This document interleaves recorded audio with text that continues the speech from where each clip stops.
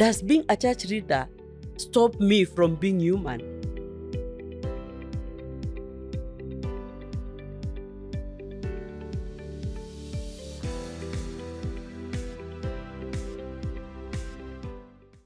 Well, God hates divorce is a verse or a passage that has been used against women for a long time.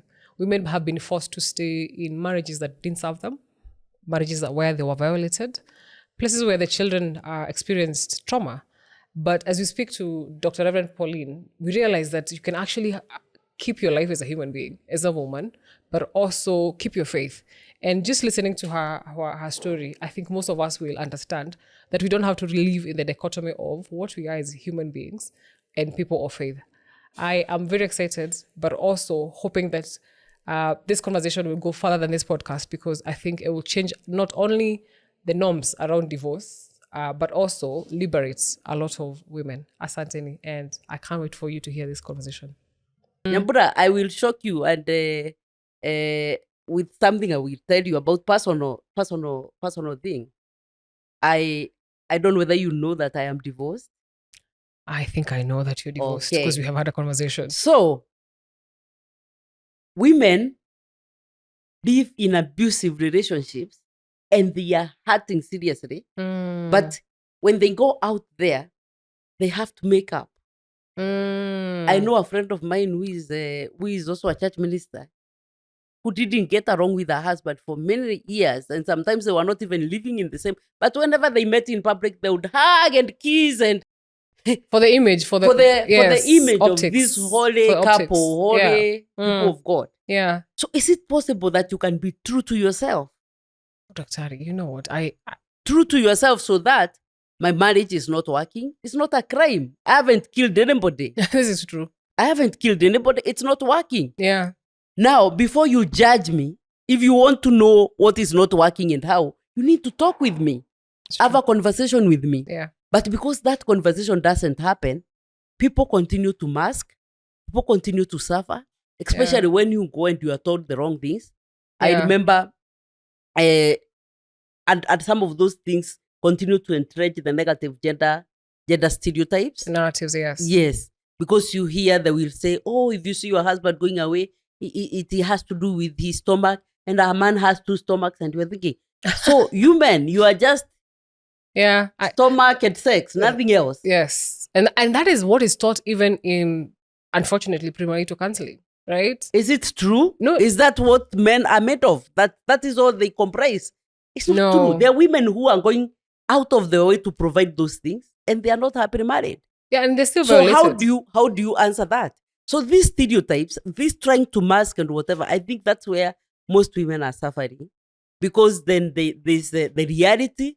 This is what is happening. I have never known happiness. I have never known joy. I am not appreciated in my church as a church leader. My work is not properly rewarded and all that. But there in the public, I have to make it look like everything is so good and I'm so holy and I'm so born again and we are going to heaven. The continuous subjugation of the personhood of women because of some of these norms. Yes. So I think what I said earlier about the contextual Bible study methodology, helping people to emancipate themselves, this can also be something that women can adopt in their groups, in their women groups, in their cell groups, in the churches. Can we begin looking at the Bible critically? Critically. Yeah. Yeah. And can we also know that the Bible is not a manual? I think some people present the Bible as if it's a manual, that it has answers for everything. No. And if you say what you said, you're seen as a heretic or someone who is not Christian enough, right? But you know what? What I appreciate is you telling your story, because even for the first time I heard it, I was like, I'm so glad Dr. Pauline is able to tell her story as a woman, because one of the things that I know has continued to disempower women is the conversation around divorce, especially within the church and in the leadership of it, right? So we know a lot of our mothers and perhaps leaders that are miserable, however they are, but they can never raise their voices, as you said. And we see it either in how their children respond to it or the things we learn after they are long gone. So thank you so much for sharing your story. And as much as it's past, I think it has a ripple effect, because it also offers liberation to many people who have tried to look for help and have been told, God hates divorce, you know? And it's such a simplistic answer to the violence or why divorce happens between couples, whether they're in the church or outside, right? It's such a simplistic answer and it's always taken out of context. So asante sana. Let me say that when most of my friends knew that I was pursuing divorce, I asked for divorce. They slapped me with that verse. There are several things they say. You are a church leader. God hates divorce. You have to stay in this marriage for your children. For your children, yeah. And I said, all this is rubbish. Because one, does God love violence? No. But we never get to that part. So everybody who said to me God hates divorce, I said, then he must love violence. God loves violence. Yeah. We must all remain married and die in the marriages. No. Because God loves that. Then you are a church leader. Does being a church leader stop me from being human? Can I make mistakes? Can I feel pain, for example, if I am hit or can I feel pain? Am I a human being? That you must stay in this marriage for your children. Children don't thrive in abusive, violent relationships. In fact, they get destroyed. Yeah. So anybody who is staying in a marriage a violent marriage for the sake of their children, they're actually doing the exact opposite. Yeah, they're doing more harm. They are hurting the children more. This is true. So these narratives need to be shared. Yeah. Yeah. I had a very empowered mother. Yeah. My journey for divorce, and I don't know whether you are ready to hear this. My journey for divorce was a long journey. I finally decided I will come out of my marriage after 14 years of marriage. That's a long time. The divorce didn't go through until maybe 21 years. So that was a long time. That's another 7 years. And there were so many hurdles to overcome. Like, how do I communicate this to all the women in church who look up to me? How do I communicate this to all the women who mentored me in my local congregation, in all the parishes that I have served? And they have, both men and women have really supported me, knowing the narratives of divorce that go around. How about my children? How will they take it? And then I lived with my mother who was sick. So how will I communicate this to my mother? So I dealt with everybody else. I dealt with my mother last. Because I was like, if I tell her this, she's just going to drop and dead. So I remember when I was just about to file the divorce, that's when I shared with my mother. And she said, you know what? When you went to the UK and came back in 1996 without one tooth, and the narrative was the tooth that got lost in violence, your father and I knew there was no hope. Oh, wow. So they knew all so this I time felt so stupid. I said, so what is this I've been shielding my mother from? She knew all because along. I was shielding her from the your daughter is a priest. She has said, we knew that there was no hope here.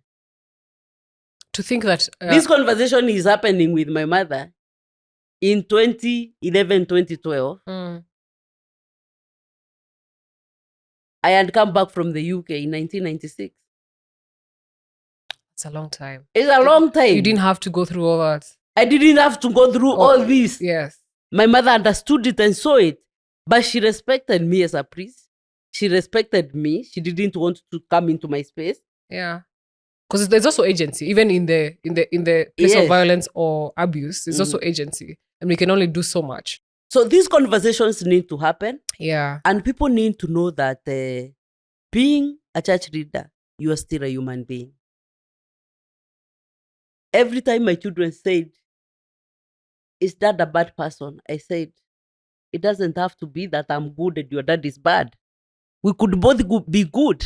It just didn't work out. It's just not working. Just take it that your dad is a great man, your mother is a great woman, but the two of us put together is disaster.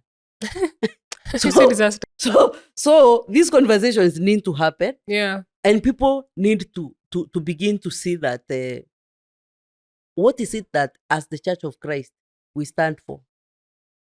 Many people remain in abusive relationships, as I had said earlier, because they want to fit into the categories that society has created. So society says, you are a priest, you are a church leader, you are the model, you cannot do it. Yeah.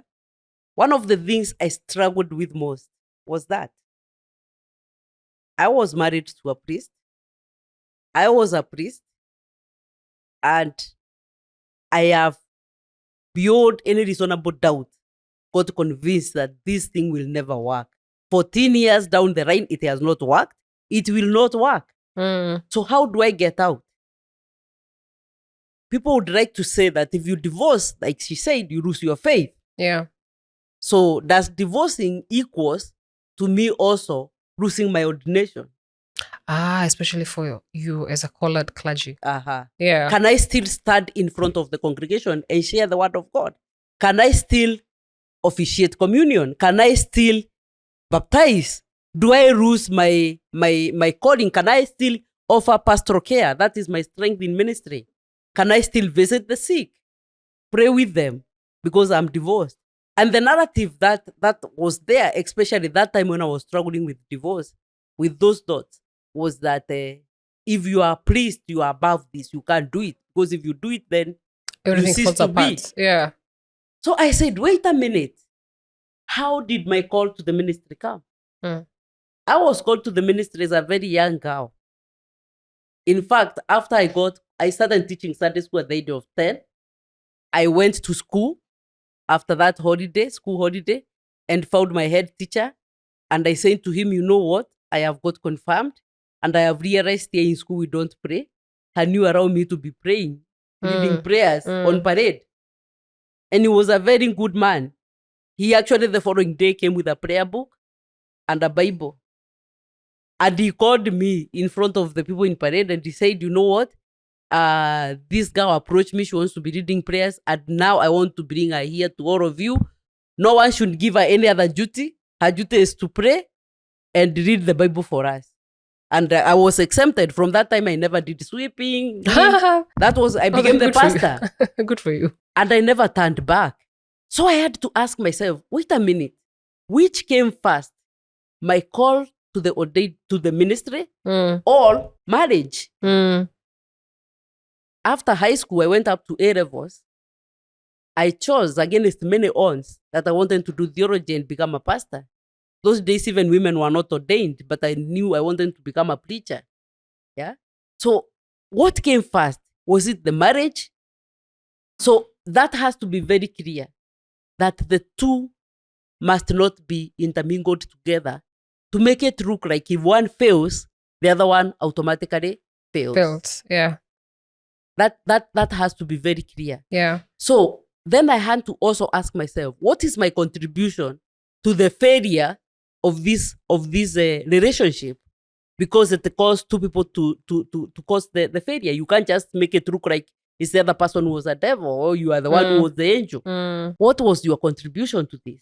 Yeah. And sometimes people have contributed nothing because you are also made to feel guilty that you have done something so bad. That is why your relationship is dying. Especially for women. Yeah. Yes. It falls. So sometimes it's that you have done nothing. You've just been yourself. It just didn't work. Yeah. So when I thought of all those things, I said, so where did I make the mistakes? Growing up as a young girl, we were taught that girls and boys don't mix. So I never mixed with boys. I didn't know how people date. I didn't know how people fall in love. I didn't have any of that information. It was never taught to me in church. Growing up in school, we had a head teacher who used to say, my girls are delicate commodities and the men are hyenas. So the men were hyenas, the girls were delicate commodities. When you are delicate, you run away from the hyenas. That's such an animalistic way of... In the Eastern Africa revival, they said the women are fire and the men are petrol. You can't mix the two together, there'll be an explosion. So those narratives are good because they help young people to navigate teenage and adolescence without engaging into sexual affairs. But how do you transition them when now it is time for them to become married. That is a gap the church up to now has not been able to address. We are so desperate, remain a virgin until marriage. Abstain. When we are talking about HIV, they say even condoms can't protect you from HIV. You have to abstain. That's misinformation, though. Even when they know it is not true. That's but they are so misinformation. desperate to make sure that girls are not getting pregnant and boys are not becoming fathers.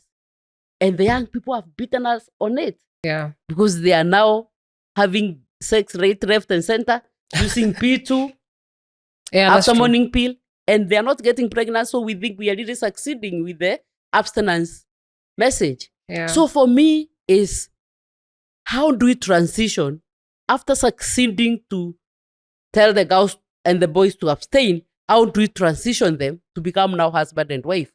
How do we give them skills? In my formation, we were taught that you abstain, and when it's time to marry, God will bring somebody. Oh, wow. And that's the way myself I got married. God brought somebody. Because the person who comes must be from God. Are you getting it? Yeah. So how is it supposed to work that you've just found somebody, you've not checked whether you think the same, whether you can do something together and complete it, whether you have the same values, whether that is missing. There needs to be a rethinking on how we conceive marriage or how relationships in general. Yes, so that we stop waiting for people to fail, we blame them, we help forming them, so that instead of blaming, we can celebrate that what we have formed is actually working. That is my take. I'm very passionate about working with young people. I've actually just transitioned my young people mentorship group, which we used to call WCC Higher Love Matters. Oh, I have seen and it. I've called it East African Love Matters, because I want to keep it beyond WCC. Oh, that's nice. To be able to continue. That's nice. Having this conversation with young people. Yeah, I guess it's one of the conversations that I've really seen have impact, especially when you model what you're saying. Families that relate to young people and the questions that we have. One of our strong beliefs in WCC when I worked there was that Jesus came that they may have life and have it in abundance, and that informed our work in the area of HIV and AIDS. Yes. So if that could be our verse to inform our ministry, that Jesus came that they could have life and have it in abundance. Yes. Then we will be working to promote life. Yes. And anything that destroys life, we just see this is not godly. Yeah. So those narratives of gender which are not promoting life, they cannot be godly. Yeah. Those narratives of sexual, reproductive health and rights which are not promoting life, they cannot. And when I say that, I'm not talking about abortion. I'm talking about generally. Yes. Those that push young people to go and do all sorts of funny things and enter into self-destruction. Yeah. They cannot be God. Yeah. Those things that even in the area of sexual minorities that do not promote life, they cannot be godly. Because Jesus came for only one purpose, that human beings may have life and have it in abundance, both now and then. I do not know how better to end this conversation than the verse Reverend Doctor just gave us. This has been a conversation. I think you saw me go through all the emotions, especially because she started us with a story and shared it, and how much I know, especially around the narrative of God hates divorce, but also the ending point of what is Christ's gospel, that we may have life and have it more abundantly. I can't thank you enough, Daktari. Asante sana. I can't wait for this conversation to be out, because I think it will be one of the conversations that has impact for the work we do. So asante sana. Thank you very much. Thank you very much. Yeah. Thank you for having me. I look forward to a next time. Yes, there will be a next time, because we can't exhaust all these things. I feel like we need to have specific conversations around all the things that you touched now. Asante. Asante sana.